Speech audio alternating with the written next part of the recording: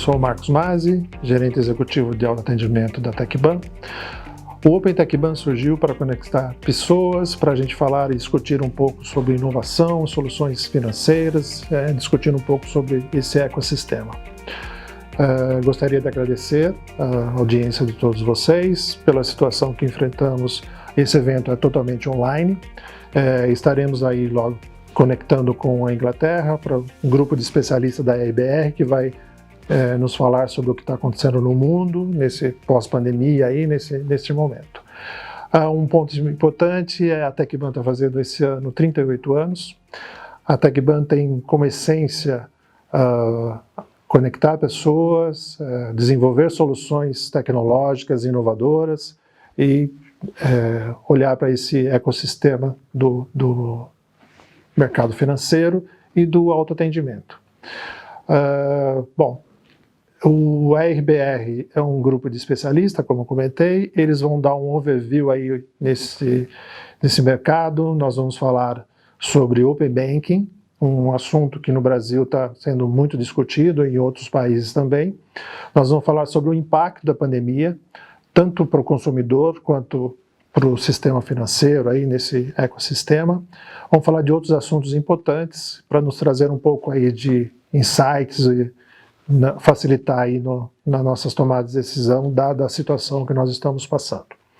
Então, vou chamar diretamente da Inglaterra, Dominique. Dominique é o diretor da RBR e, conjunto com a sua equipe, que é o Josh and Alex, vão discutir sobre esses assuntos. Hello, Dominique. Thank you for spending your time and feel free to start the presentation and introduce Josh and Alex. Thanks, Mazzi. Thank you very much for inviting RBR to be with you today, and thank you to everybody else for listening as well. RBR has actually been coming to Brazil for 13 years, and we love coming to Brazil because Brazil is unlike any other market around the world. And it gives RBR the opportunity to compare a market like Brazil with other countries that we research. I'm going to be joined today by two colleagues, so I'm going to ask them each to introduce themselves and then we'll get on with the main presentation. So first of all, Alex, could you perhaps introduce yourself? Thank you, Dominic. My name is Alex Maple. I've been with RBR for over 7 years. I just want to echo what he said about what a pleasure it is to continue working with TecBan. Obviously a shame that we can't come back out again to Brazil this year, but nevertheless, through the benefits of modern technology, we can still share insights and have this discussion about future trends in ATMs, cash, digital payments, etc. Josh? Thanks, Alex. So my name is Josh Swarbrick. I've been at RBR for just over 2 years, and I'm in charge of research into Brazil, Portugal, and some other markets in Latin America like Peru and Mexico. And it's an absolute honour to be part of the team delivering the presentation to you guys today at TecBan. Again, such a shame that we can't be in Brazil this year, but espero poder viajar para São Paulo o ano que vem. Thank you both. In the interest of time, I'm now going to move on with the presentation. And first of all, I'm going to introduce you what we're going to talk about today. And we have 3 sections for you. The first is ATMs and COVID-19. And this is going to look at the impact that COVID-19 has had on ATMs and branches and retail banking in general. Then we're going to talk about the ongoing trends in digital payments. And finally, we're going to talk about cashback.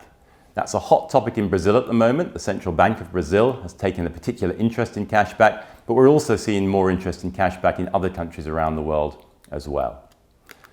So let's move on. What you can see on this slide is a case study from the UK. And there are 2 sets of data. We have data for 2020 and data for 2019. Also, there are coloured lines. The solid red lines is the number of transactions and the blue lines is the value of transactions. I'm actually going to show you a slightly different version of this slide now, which only shows the 2020 data. And it also has the dates on the x-axis, which makes it slightly easier to read. And what you can see is that initially in March, there was already a slight decline in the number of transactions. That was because people were already aware of some of the concerns around COVID-19, and their behaviour was already changing. They were reducing the number of cash withdrawals they were making. That really kicked in though later in March, when social distancing was encouraged and then when a formal lockdown was announced. And at that point, in late March and through early April, the number of cash withdrawals in the UK plummeted. You can see on the chart there, it fell by more than 50%.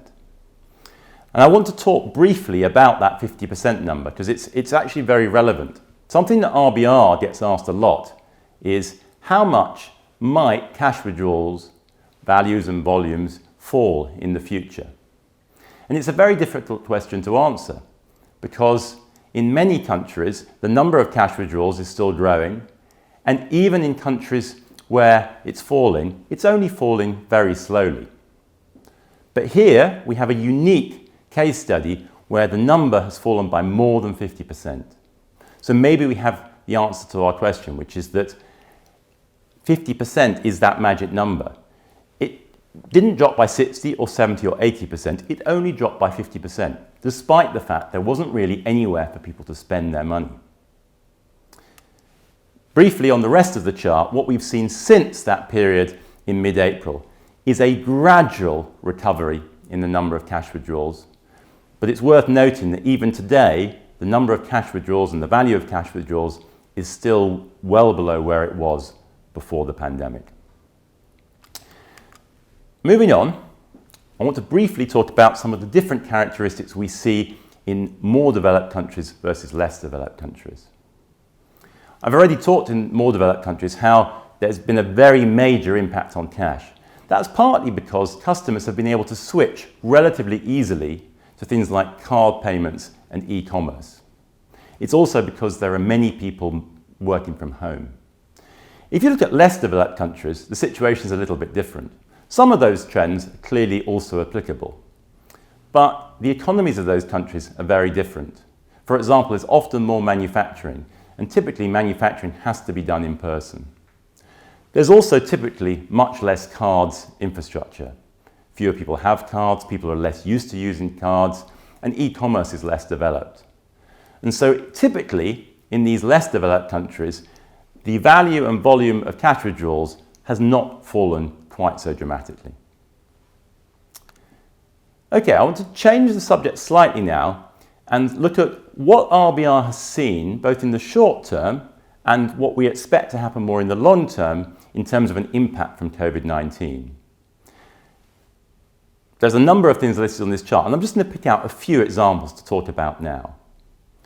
Some of the things on the left in the short term are things you might expect, like greater use of cleaning of ATMs, cleaning of branches, changes in branch hours. Actually, many branches have often been closed as well.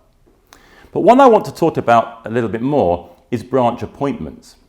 So many banks have moved to a situation where if you want to visit a branch, you must have an appointment.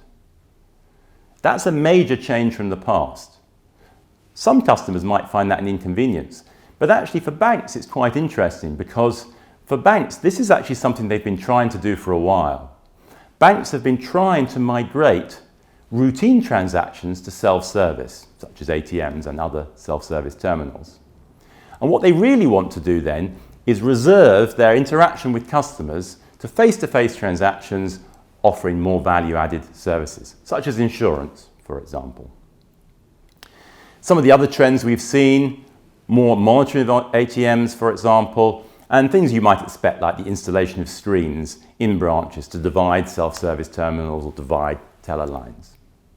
So these are some of the short-term things we've seen. Longer term, we've seen a number of trends, some of which actually predate COVID-19, and many of which, in fact, we expect to continue beyond COVID-19. So really, what COVID-19 has done is accelerate some of these trends. So, for example, use of deposit and recycling ATMs. We've seen customers prefer to use self-service devices rather than going into a branch, either because the branch is closed or maybe they just don't want to go into the branch quite as frequently as they would have done in the past. Something that's very relevant to Brazil, we've seen greater use of contactless and biometrics. And again, I want to focus on the next one down on the right-hand side, which is video tellers. Something that's been around for a little while in the self-service world is the use of video banking, where through a self-service terminal, the customer can speak to an expert in the bank, but not necessarily in their branch. The take-up of this has historically been a little bit mixed, but what we are expecting to happen is that post-COVID-19, people will become more familiar with video technology, and as they become more familiar and more accepting of the technology, they might be more willing to use it for banking as well. So that's definitely a trend we expect to continue. And then a couple of other trends at the bottom there, more shared facilities, shared ATMs, shared branches, and also more cashback. And we actually are going to talk about cashback in a minute. Okay, that brings us to the end of this section. I'm now going to hand you over to Alex, who's going to talk about digital payments. Thanks very much, Dominic. So this is the digital payments section.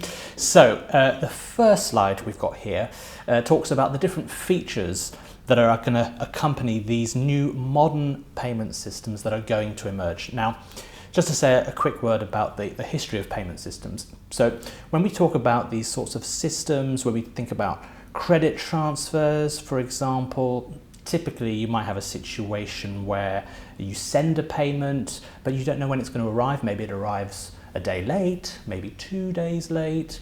Maybe the payment system in question perhaps doesn't operate during certain hours. For example, at the weekend, maybe it doesn't operate.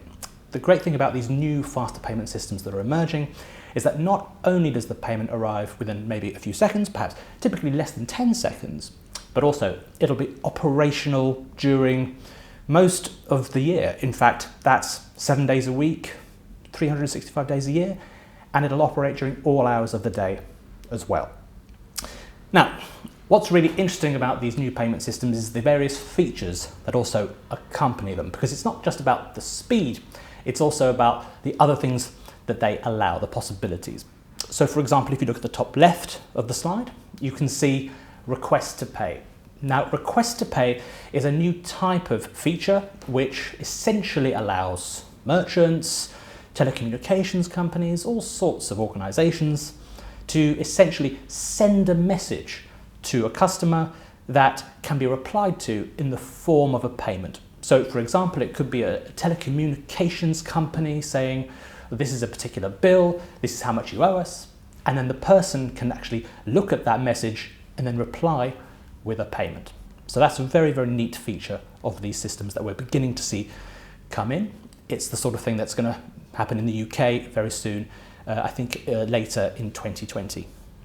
Payment through aliases. That's a very, very interesting new feature of these new payment systems. So in the past, maybe if you wanted to send a payment to your best friend, what you'd have to do is that you might have to take a very long bank account number or a sort code, and that's very clunky. It takes ages, you have to remember the number or you have to write it down. But in the future, that's going to be different. What you're going to be able to do is simply take maybe an email address, perhaps somebody's phone number, or maybe a tax ID number. There are different ways that you can actually use this information to actually send a payment. And that means that things can be done much easier, and it's a lot better to do it this way rather than just simply rely on these long bank account numbers. P2P payments, that's also a really important feature of these new types of payment system, making it easier for people to send money, not just to their friends, but also to companies and organizations. That's a very, very important element of these systems. And there's also some other neat features that are coming in different markets that we expect to be more normalized over the next few years. In the UK, there's a new feature that came in earlier this year called confirmation of payee. That's a really, really good feature, and it's a security feature. It means that when somebody wants to send some money to a friend, what they can do is that they can put that information into their banking app, and it checks that information against a database. So if I want to send Dominic some money, I put his name and number and details in, and it'll check that it really is Dominic who I'm sending that money to. That's a really, really good feature.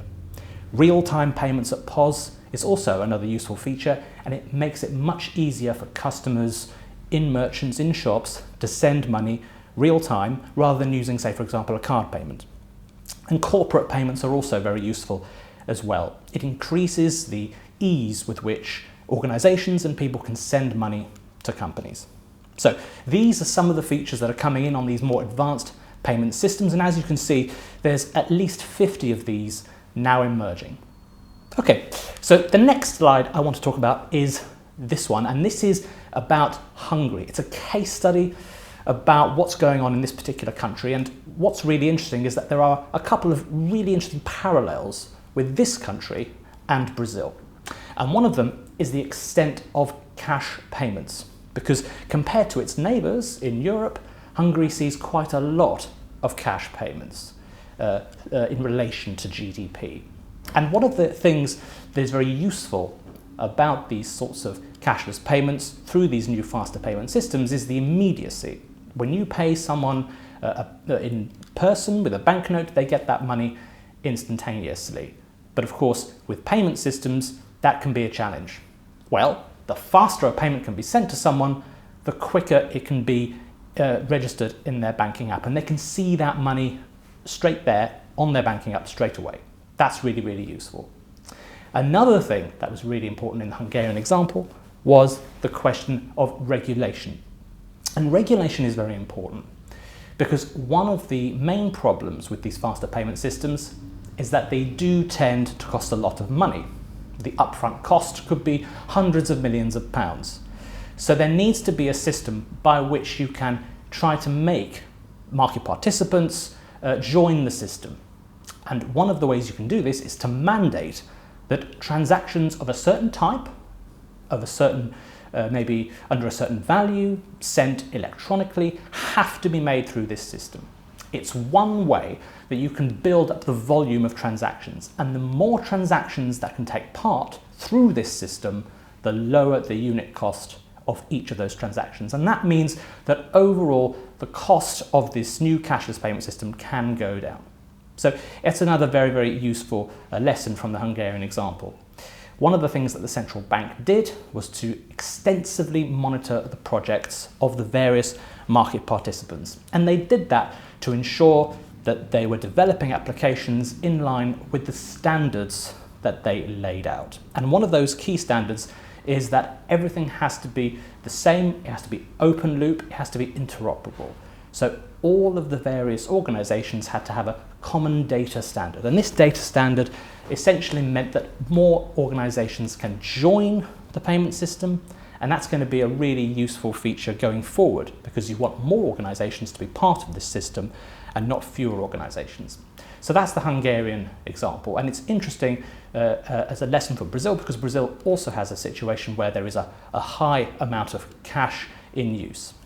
Okay, so let's go over to this next slide, and this is about WhatsApp payments. And I'm not going to talk for too long about this slide because this is a rather dynamic situation with WhatsApp payments being launched in Brazil, then being banned, and then seemingly being allowed again. But the key point here is that these large, very, very large, very mega internet companies like WhatsApp, like Google, Facebook, etc., these companies are going to move into the payment space. And I think one of the worries of the central bank, one of the worries they have is that these sort of systems will promote maybe a closed loop system where others cannot participate in the same way.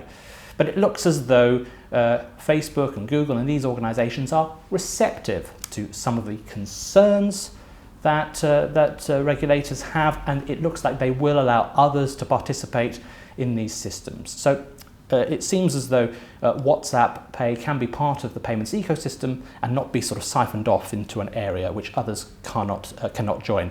Another point to make there is also that WhatsApp payments is also going to be offered in Indonesia and Mexico, and we would probably expect those types of payments to be present elsewhere too. Okay, so let's have a look now at the Brazilian open banking regulations that have come in, and also the new payment system called Pix. Now, what's really interesting about Brazil is that they have copied a number of the things that are taking place in other countries. So, for example, there is very much an emphasis on trying to create a common standard where all of the organizations, the banks, register and along with established lines of how they're going to make everything open and interoperable. So there will be a common standard across various things, like there'll be a common QR code standard, for example. There'll also be things like payments through aliases, which I just mentioned. And there'll also be things like, for example, P2P transfers and the ability to pay bills and taxes and things like that. And the whole open banking regulations set here is really geared at trying to maximize the ability of fintechs to join this new payments ecosystem. Because one of the things that is happening in Brazil is that there's going to be a lot of fintechs joining the payment system, and it's important that banks share customers' data so that more fintechs are able to join in this new payment system. But one of the key and important things to remember here is that these fintech organizations, they're digital only and they don't have any branches, for example. So if a customer of a new fintech wants to have cash, they're still going to have to need those ATMs to get their money out. So even though there'll be more customers using these new fintechs, they will still need a way to get cash, and that's an important message there. All right, so that's the end of this particular section on digital payments. I'm now going to pass you over to Josh, who's going to talk about Cashback. Thanks, Alex.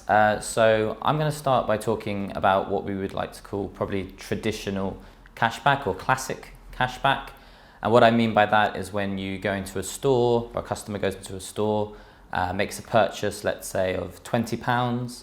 They then go to the till, they ask for £40 cashback, they will pay with their card, the transaction will go through as £60, and the cashier at the till will give the customer £40 in cash. Now, this was a concept that was brought in by the UK supermarket chain Tesco in the 1980s. And it was a very practical way for Tesco to reduce costs in terms of CIT, but it was also a very good way they could market themselves. So they marketed cashback as a service to their customers, and what we saw was an increased level of customer loyalty and sales with Tesco. And what we also saw in the UK was other supermarkets following suit once it proved to be so successful with Tesco. So it provides benefits to the merchants, but also to the customers. It's very quick, it's very convenient. Customers don't have to make a separate journey to an ATM or to a bank branch to get cash out. And it's a bit more secure. A lot of customers feel more secure in a supermarket. There's a lot of people. So compared to queuing up at an ATM, there's the added security. Now on this slide, we can see the trend of the use of cashback in the UK over the last 10 years. And what we can see here is there's been a big drop since 2012. Now, the interesting thing about this drop is why this has happened. So it's true in the UK, cash usage has declined, but in terms of cashback, this fall was really down to the supermarkets themselves. So previously, it was the case that the supermarket would promote the idea of cashback to the customer when they arrived at the till, but this is no longer the case. They are no longer promoting this. So it's not so much a fall in demand, it's more that the supermarkets themselves aren't pushing cashback as a service. So we've seen the decline since 2012. But what we're now seeing happening is a potential revival of cashback. Now, here in the UK, there's a current worry, and this predated COVID, of people's access to cash, namely free cash. So not using an ATM where you would have to pay a fee, for example.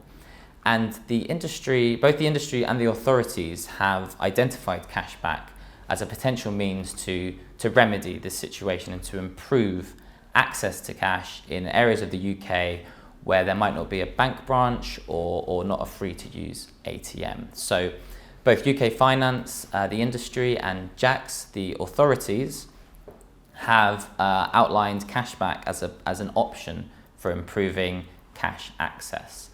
And it's not just these two bodies. We've also seen international card schemes, Visa and MasterCard.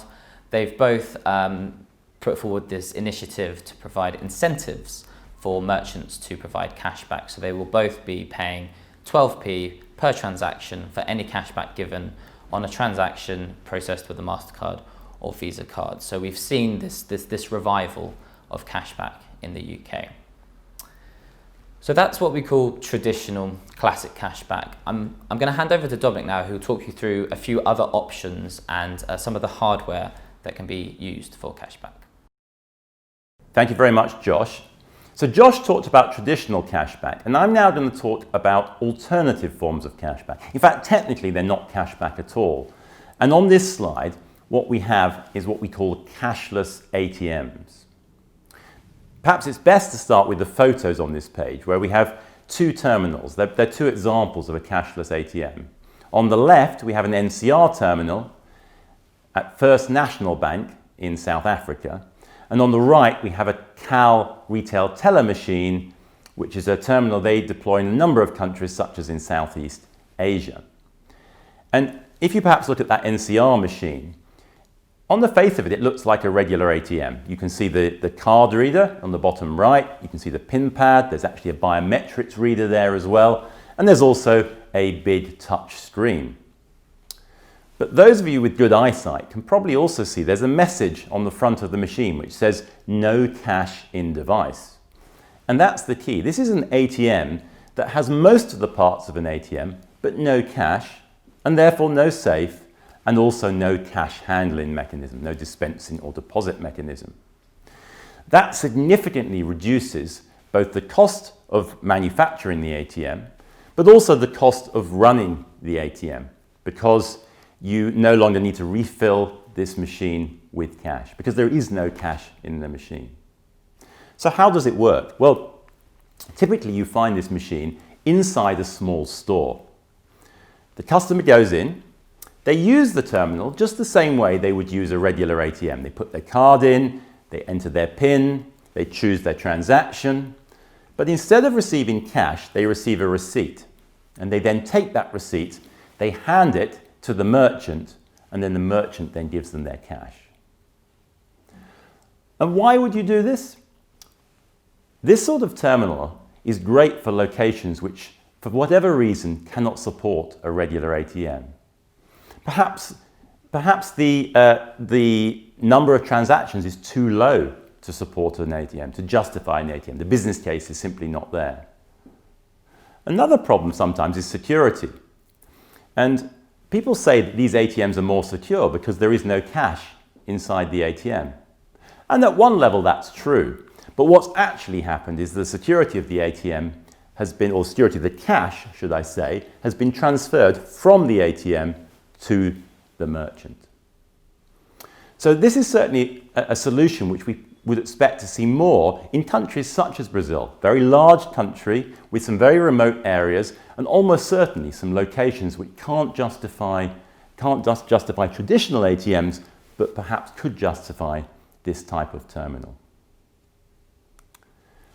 On this next slide, we've got a number of different devices, and I'm not going to spend a lot of time on this slide, but the real purpose of this slide is to say there is no one type of cashless solution. What you have here is a mix of different types of card reader, teller cash recycler. On the top right, there is a wall-mounted machine. And different countries and different organizations are configuring these devices in different ways, tailored to the local market. And just briefly, before we finish, I'm going to talk about a third type of cashback that we are now starting to see in different countries. On the left, there are two companies mentioned. There's a company called SoCash, which is based in Singapore and operates throughout Asia, and another company called Sonect, which is based in Switzerland. Both these companies are mobile apps. And the way they work is that you have the app on your phone, and if you need cash, you open up the app, you specify the amount of cash you would like, and a number of local retailers pops up on your screen where you can book that cash. You choose the merchant that's most convenient, you book the collection, a message then goes to that merchant, you then go to that merchant, which is typically only a short distance away, sometimes only a few hundred meters. You show your mobile phone to the merchant, they scan a QR code and they give you the cash. So this is quite similar to the previous example, but whereas in the previous example, the device was in the same location as the merchant, Now you've separated the device from the merchant. The device is your mobile phone, but the merchant is still the person giving you the cash. So cashback is a very interesting topic. We've seen different solutions here. Different solutions will be appropriate in different markets, but we certainly expect this to continue as different countries around the world are getting increasingly concerned about access to cash. That brings us to the end of the formal part of this presentation. I'm going to hand you back to Mazzy now, and then the three of us are more than happy to answer questions. Thank you very much for listening. Well. Very good. Excellent presentation. Was wonderful. Thank you, Dominic. Thank you, Alex. Thank you, Josh. Now, the next part is about some questions that we are receiving. And, pessoal, quem não enviou as dúvidas, quem quer enviar, nós vamos receber essas perguntas até o final do evento. Podem enviar aí pelo chat. O pessoal está recebendo aqui, selecionando. Eu já tenho algumas. E eu tenho uma nota aqui que eu fiz durante a apresentação e a primeira vai ser minha, ok? And Dominic, the first one is mine, that I have had some notes that you was talking about your presentation, doing your presentation, and is about the effect that you point out, the pandemic. The pandemic has brought new trends and to the bank and the financial sector. In Brazil, we see a convergence between the physical and digital, such as open bank and payments. And we have more money in circulation, and that was created, has been created now a banknote, a new banknote. Do you think that the future of the sector, will you see this convergence gain importance? Okay, that's a great question, and I'm going to answer it in a couple of different ways.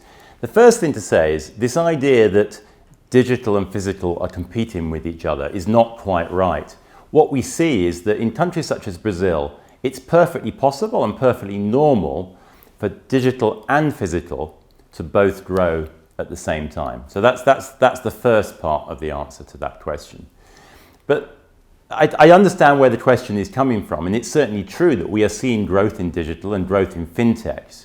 And actually that's where TecBan plays a very important role, because these fintechs, they operate in the digital, but they need access to the physical. Almost all of these digital platforms at some point need access to the physical. And so you need an intermediary that links the two. TecBan is already doing that, and I expect that to continue into the future. So yes, this convergence will happen, but it doesn't just happen automatically. It needs people in the interface to make it work. Thank you, Dominic, for the great answer. Let's start the first question that we receive. Well, Brazilians' relationship with ATMs is unique. In addition to common functions such as withdrawals and deposits, several other functions are part of the portfolio offered. Do you interpret this as a positive trend? Is it seen in other markets? Yeah, I think that's a really good point, because what's interesting about Brazil is it's kind of at the forefront of ATM functionalities. So ATMs in Brazil quite often have lots of different options, as you mentioned, deposit, biometrics, lots of things like that.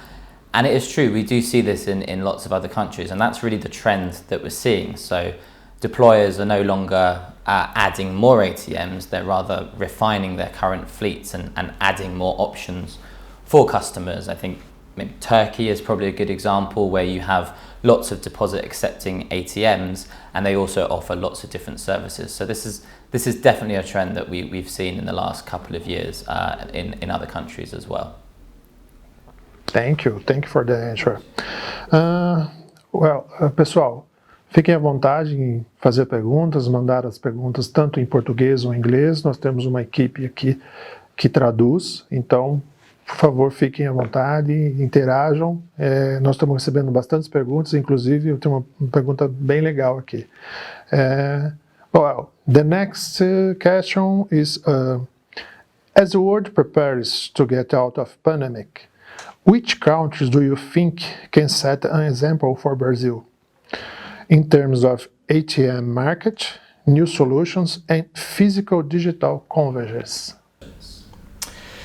Yeah, I'll take this question. It's a good question, and what I would say is that there are a few examples globally of countries that are useful looking at with this question. I think India is actually quite a good example. It is a country which is a bit like Brazil in the sense that there are a large number of people in more remote areas who really like using cash, they like going to the ATM, they like using banknotes, but increasingly in urban areas we're seeing more use of digital payments. In India we have those two payment systems, IMPS and UPI, and people are using those in new ways to make digital payments. But nevertheless, it's a very, very cash-heavy country. There's a lot of people in rural areas. Over half of the country's population actually lives in these rural areas, and they very much favour cash. And that's a bit like with Brazil, where you have quite a lot of people who like using banknotes and coins. So we can expect that even though there's going to be this increase in the use of digital payments, we can also see that cash use is going to grow as well. And in these more remote areas, it may be that people can take banknotes out at ATMs, maybe there will be more IADs, maybe there will be different ways of getting cash back, for example. But yeah, as you can see, in many markets, it isn't just a case of one or the other, it's a case of both digital payments and also cash payments growing as well. Thanks again for the answer. Pessoal, obrigado pelas perguntas, estão chegando bastante perguntas aqui. Enviem as suas dúvidas, aproveitem essa oportunidade. E tem muitas interessantes aqui. Vamos lá, vamos para a próxima aqui. The next. Much has been said about the end of physical money. Do you believe that paper has become obsolete? I'm smiling because this is a question that RBR gets asked very, very frequently. In fact, it's probably the question we are asked most often. And again, I'm going to answer it in a couple of different ways. I think, as you saw earlier in the presentation, in fact, there are still a lot of people who either depend on cash or prefer to use cash. So certainly cash for that reason will be around for a very long time. But there's another reason too, which is that even if you look at a country such as Sweden, where digital has made huge progress and cash usage is very limited, the government is actually very concerned now about that situation, and the government doesn't even want cash usage to fall any further. So I think for those two reasons, one is that there's still in many countries a lot of people using cash, and secondly because governments at some point get concerned if cash usage falls too low. I think yes, cash will still be around for a very long time to come. Thank you for the answer. Let's start the next. With the decrease in number of the bank's branches, is the phenomenon of shared space, multi-banks, a trend that should gain prominence on your scenario? Should we see the same trend in Brazil? Yeah, maybe I should take this one. I think that's definitely a possibility. I think it's something I wouldn't be surprised if we saw in Brazil. It's something we've definitely seen in other countries. Here in the UK, we've seen the creation of business hubs, shared business hubs of different banks. And also more recently in New Zealand, there were 6 banks there that have created a banking hub, a shared space with a multi-branded ATM. And I think, yeah, it's a trend we've seen with ATM pooling, and as you mentioned, the decrease in branch numbers. It's something that is a good way of cost savings. So yeah, it's something I would expect to see in Brazil. Thank you again for the answer. Next question. In Brazil, do you think that the cashback option can work in distant place without so much access to traditional bank services? Well, yeah, I think that's a really good point, because it's absolutely true. Yeah, it definitely can, because in that's exactly what we've seen in the UK. As I mentioned, they've identified certain spaces where access to cash is much more limited, and it's a very good option as an alternative to setting up an ATM. And then Dominic also spoke about the different options you could have. So I think it is definitely a possibility to help improve access to cash in areas where that's a bit of a struggle. Good. Thank you once again. And the next, based on your experience and research, what are the lessons that can be used to implement Open Bank in Brazil? Oh, that's another very good question. Yeah, as I said earlier on, you know, there are many different countries where we're going to see more use of open banking. We're going to see more interesting, more complex payment systems, and we're also going to see the use of APIs, which allow different organizations to have different applications on phones that can connect to this new payment system and provide all sorts of new ways of sending and receiving money. One of the key lessons I think that we found is that it's really important that different organizations share data. There's a whole new concept that it isn't the banks that own data, it's the customer that owns data, and the customer has to give permission for that data to be used. So if you're setting up a new payment system, a new payments ecosystem, you need to have a different culture, a culture where data is shared, where standards are open. For example, you might have a standard QR code. You have to have interoperability, and you have to have a system that is open loop. So I think one of the key takeaways from the things that we've been looking at is that things have to be standardized, they have to be open, and that allows more market participants to join these systems, allowing a lot more competition and a lot more choice for customers. But the key thing is this: as these organizations grow and as the number of fintechs grows, you're still going to find situations in developing countries like Brazil where these fintechs will still need a situation that allows customers to access cash. And so customers of those fintechs will still need to access ATMs. And I think that's one of the key things that we shouldn't forget. Thank you, Alex, for the intro. Pessoal, o tempo acabou, infelizmente. Temos várias perguntas aqui a serem respondidas, elas serão respondidas posteriormente. Dominic, Alex, and Josh, I would like to thank you very much. The presentation was wonderful. Thank you, Mazzy. It's always great to have the opportunity to share the findings from RBR's research, so thank you for inviting us here today. I also just want to say that it's very easy to forget the impact that banking and payments have on people's lives, and that makes this type of session all the more valuable. So again, thank you for giving us this opportunity. And finally, thank you to everybody that's tuned in for listening to us. We're sorry we're not with you in person, but hopefully we'll get to see you in person next year. Once again, thank you. Pessoal, muito obrigado pela participação, obrigado pela audiência e até a próxima.